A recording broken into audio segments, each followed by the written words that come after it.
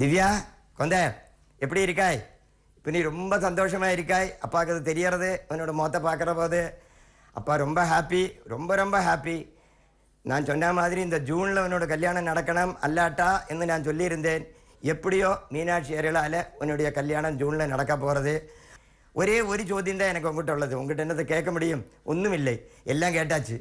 ஒரே ஒரு ചോദ്യം, அது என்னன்னு கேட்டால், ஆல்ரெடி நீ ரொம்ப பிஸியாக்கு. அந்த பிஸி ஜீவிதத்துக்கு இடையில குடும்பங்கிற ஒரு டிபார்ட்மெண்ட்டு கூட இனிமேல் உங்கள் கையில் வரப்போகிறது. அப்போ கொஞ்சம் கூட பிஸியாவாய். அப்படி இருக்கிற போது உன்னோட எக்ஸ்ட்ரா கரிக்குலர் ஆக்டிவிட்டீஸ் இப்போ நீ தொடர்ந்து நடத்தப்பட்ட எல்லாத்தையும் உன்னால் கண்டினியூ பண்ண முடியுமா? செய்வையா? இல்லை எதையாவது ட்ராப் பண்ணுவியா? அப்படி ஆனால் எதை? ஓகேம்மா, 2 பேரும் ரொம்ப சந்தோஷமாக நெடுநாள் வாழ்ந்து ജീവിക്കണം. ഓക്കെ, സന്തോഷം. മീനാക്ഷി അരുൾ.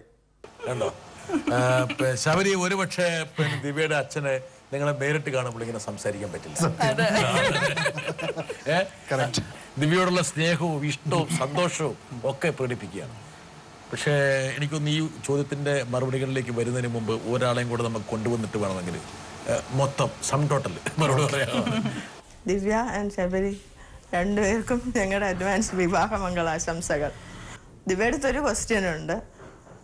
ഇതേ കൈരളി ടി വിയിൽ ഒരു ആങ്കറായിട്ട് ഒരേ ഒരു എപ്പിസോഡ് നിൻ്റെ ഒരു പ്രോഗ്രാം ഉണ്ടായിരുന്നു നീ സ്കൂളിൽ പഠിക്കുമ്പോൾ. അത് കഴിഞ്ഞ് പിന്നെ നീ ആ ജോലി കണ്ടിന്യൂ ചെയ്തിട്ടില്ല.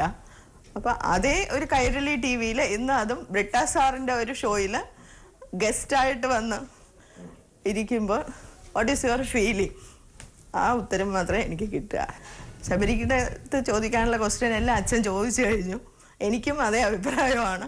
അപ്പോൾ ആ ഉത്തരം കിട്ടുമ്പോൾ അത് എൻ്റെ ഒരു ക്വസ്റ്റ്യൻ്റെ ആൻസറായിട്ട് ഞാൻ ട്രീറ്റ് ചെയ്തോളാം. ആക്ച്വലി ഒരു ശുഭദിനത്തിലെ ഒരു ഇന്റർവ്യൂ ഉണ്ടായിരുന്നു. അന്ന് അനൂപ് മേനോനും പിന്നെ ആര്യയും കൂടെയാണ് എന്നെ ഇന്റർവ്യൂ ചെയ്യുന്നത്. അപ്പോൾ SSLC റാങ്ക് കിട്ടിയതിന് ശേഷം അപ്പോൾ ആ ഒരു ഇന്റർവ്യൂ കഴിഞ്ഞതിന് ശേഷം അത് കണ്ടിട്ടാണ് എനിക്ക് തോന്നുന്നു സജിത് ചേച്ചി പ്രൊഡ്യൂസർ വിളിക്കുന്നതും അന്ന് സിനി ബീറ്റ്സ് എന്ന് പറഞ്ഞ ഒരു പ്രോഗ്രാം ഒരു എപ്പിസോഡ് ചെയ്യുകയും ചെയ്തായിരുന്നു, ആങ്കർ ചെയ്യുകയും ചെയ്തായിരുന്നു.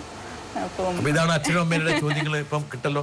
അതായത് സന്തോഷമുണ്ട്, എല്ലാം കൊണ്ടും മംഗളമായി ഭവിക്കട്ടെ.